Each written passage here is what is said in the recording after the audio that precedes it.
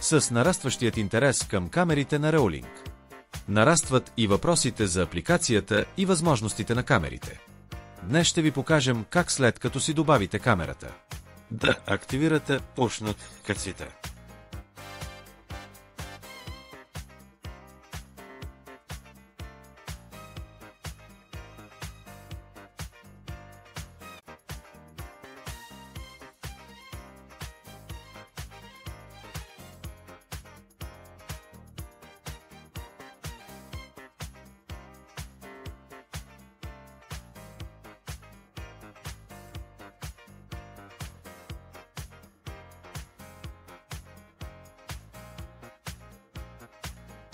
От изключително предимство е, че апликацията е на български език.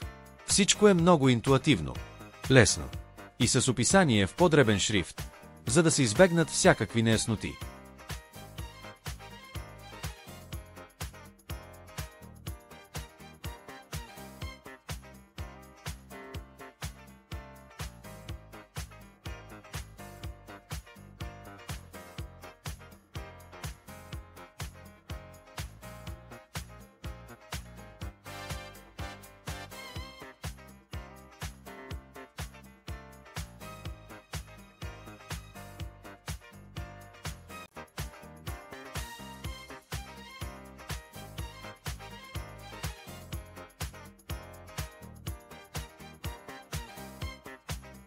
След като камерата е добавена, влезте в настройки.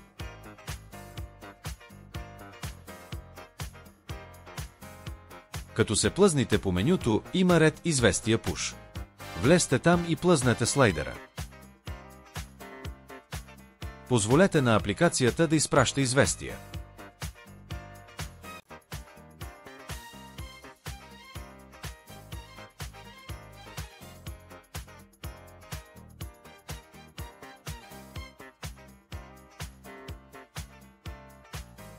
Известията ще ви се появяват при засичане на движение.